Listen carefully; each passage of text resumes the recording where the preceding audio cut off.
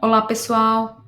Dando continuidade na nossa configuração de fluxos, nós vamos falar um pouquinho agora sobre as configurações de tarefas. Então, a gente, nomeou lá o nosso fluxo, criamos as nossas duas etapas e agora nós vamos dizer quais são as tarefas que estarão atreladas a cada etapa. Então, primeiramente, eu vou vir aqui na etapa 1. Eu tenho um componente que ele vai se chamar tarefas e eu vou clicar nele e, assim como de padrão, clicar no botão criar. A primeira tarefa, eu vou chamar ela de início da etapa. O que é essa tarefa?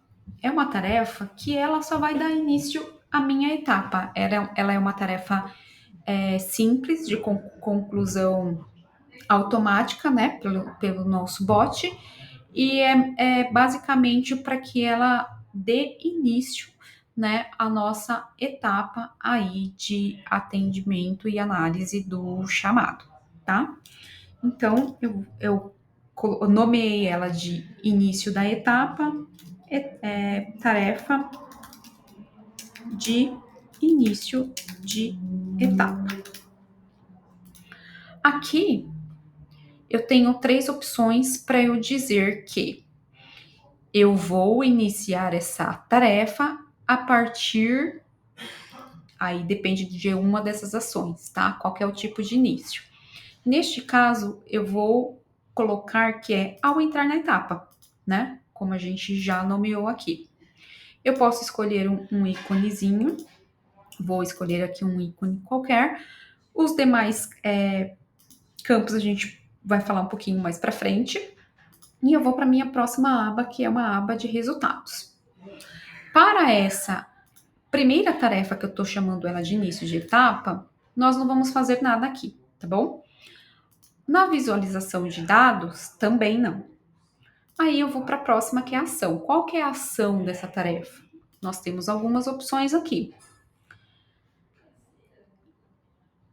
Neste caso, eu vou chamar uma ação de confirmação. O que é essa ação de confirmação? É simplesmente uma ação que vai se confirmar de forma automática, mas poderia, né, ser uma confirmação humana, enfim. Mas nesse caso, eu vou dizer que é uma confirmação automática, porque a partir desta tarefa eu vou iniciar a outra tarefa que nós vamos criar. Preciso colocar aqui um SLA, aí também nós temos algumas opções que é baseada em campo. Eu posso dizer que a partir de um campo data, aqui nós não temos nenhum campo data, mas se eu tivesse criado a partir de um campo data, do tipo data, eu vou fazer a contagem do meu SLA.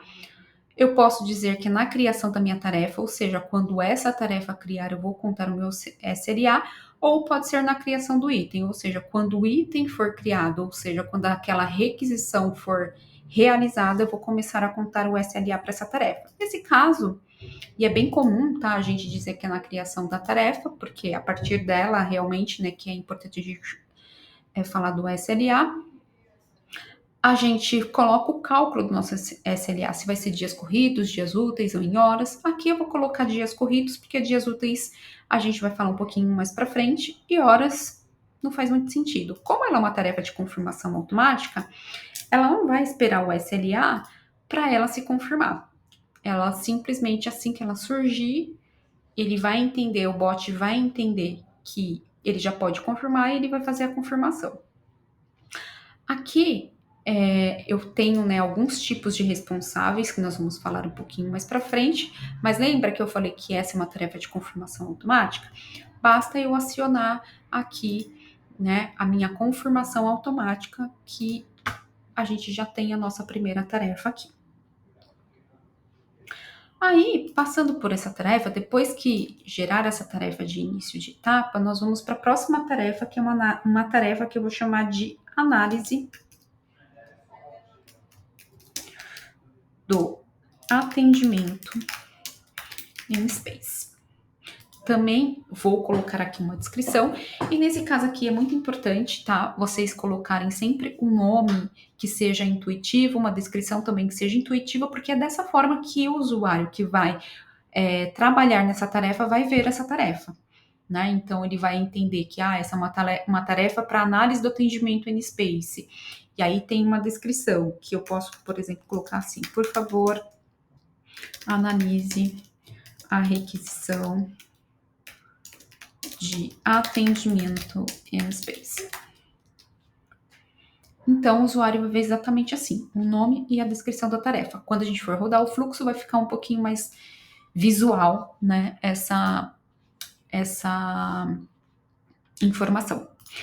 Aqui, nós temos, a gente já escolheu que aquela ia entrar na etapa, dessa forma, eu não vou escolher novamente, né, que essa tarefa que está dentro da mesma etapa é uma tarefa também ao entrar na etapa, porque senão, assim como lá na configuração de etapa, se eu escolho ao entrar na etapa duas tarefas rodarão de forma simultânea, tá? E eu não quero isso. Então, eu vou escolher aqui a minha opção de aguardar gatilho, né? Nós vamos ver o que é esse gatilho aí e por que é importante eu colocar isso na tarefa, tá? Aqui eu posso escolher um ícone, tá? Para sua tarefa. Nos resultados, agora, a gente vai fazer uma configuração. Na verdade, existem duas configurações que nós vamos fazer. Então, primeiramente aqui, quando essa etapa aqui, quando essa tarefa aqui for criada, aí eu poderia colocar um status, tá? E aí, Sibeli, eu posso colocar vários status se ela for removida, se ela for criada, se ela for atualizada? Não. O sistema lhe permite apenas um status, tá? Então, é mais comum a gente utilizar, e nesse caso eu vou utilizar, quando a tarefa for criada, eu quero que, aqui eu já tenho, por exemplo, um status, né, chamado andamento. Mas se eu não tivesse ele aqui, eu poderia vir aqui nesse atalho e simplesmente dar o nome que eu quiser, tá? Que nas nossas próximas tarefas também a gente vai criar outros tipos de status. Então, eu estou dizendo que quando a minha tarefa for criada, eu quero que ele atualize o status para andamento. O próximo ponto, né, que a gente vai incluir aqui nessa tarefa, mas não agora, porque eu preciso que essa tarefa seja totalmente configurada para eu conseguir enxergar ela para montar o meu gatilho, é justamente o gatilho que nós colocamos aqui. Lembra que a gente falou assim, olha, eu vou iniciar a partir do gatilho. Como que ele sabe? Ele vai dizer aqui, ó. Gatilhos ao finalizar. É o que eu vou dizer para essa tarefa, o que ela tem que fazer quando ela finalizar essa tarefa. Por exemplo, quando o usuário concluir essa tarefa, eu vou dizer para ele o que ele deve fazer, tá? Para qual é a próxima tarefa que ele vai gerar. Então, como a gente ainda, né, não temos as próximas tarefas que precisam ser concluídas, né, ou melhor, configuradas, então nós vamos falar desses gatilhos depois. Na visualização de dados, é importante a gente habilitar o mostrar campos. O que são esses mostrar campos? São justamente os campos. Você pode escolher aqui um formulário da qual você quer que mostre os campos. Se você não escolher, ele vai trazer todos os campos que são preenchidos naquela categoria, tá? E aí, mais uma vez, quando a gente for rodar esse fluxo, a gente vai entender um pouquinho melhor. Quando é uma tarefa assim, que é de tratativa humana, é importante a gente sempre habilitar isso aqui, tá? Porque senão ele fica sem nenhuma visualização dentro da tarefa de coisas que foram preenchidas anteriormente. A ação, a gente colocou uma ação lá de confirmação automática, só que nesse caso eu quero colocar uma ação de preenchimento de formulário, que é uma ação de atuação humana. E o que é esse preenchimento de formulário?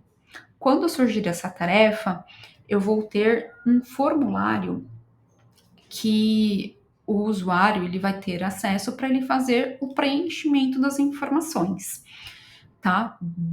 Daquilo que precisa ser preenchido na tarefa. E aí, eu tenho aqui já um formulário que ele vai se chamar análise do atendimento, que é justamente aqui o nome da nossa tarefa.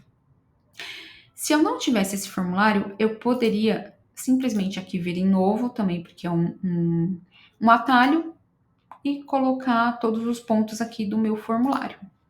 Esse formulário aqui que eu criei, análise do atendimento, ainda não estão com todos os campos que eu quero que apresente na tarefa. Então, a gente vai voltar lá no formulário depois e fazer o preenchimento não, a construção desses campos que vão apresentar neste formulário de análise do atendimento.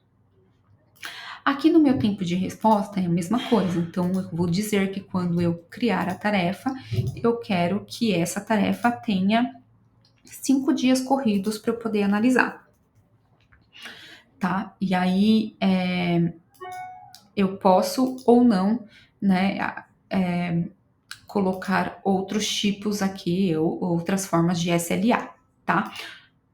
Neste momento, vamos trabalhar somente com os dias corridos e trazer a informação aqui em dias. Então, eu estou dizendo que na criação da tarefa eu tenho 5 dias para poder analisar essa tarefa. Na responsabilidade, aquela que a gente fez foi de confirmação automática. Contudo, agora, né, nessa tarefa que é de uma ação humana, eu não vou colocar que é de forma automática, porque eu não quero que ela seja concluída de forma automática pelo bot do Nspace. Então, eu vou escolher aqui que ela é de usuário. De momento, só tem eu como usuária. Se tivesse outros usuários, apareceriam aqui para você selecionar quem são os usuários responsáveis por essa tarefa. Você também poderia dizer que faz parte de um grupo. E aí, esse grupo, a gente vai falar um pouquinho mais para frente, então é por isso que eu não quero escolher, né, com outros tipos, né, de responsabilidade. Então, eu vou colocar aqui o usuário Cibele é a responsável por essa tarefa. E vou concluir. Então, aqui eu criei o início de uma etapa, a análise do meu atendimento, e eu criei essas 2 tarefas. Agora eu vou criar mais uma, que ela vai se chamar conclusão da etapa.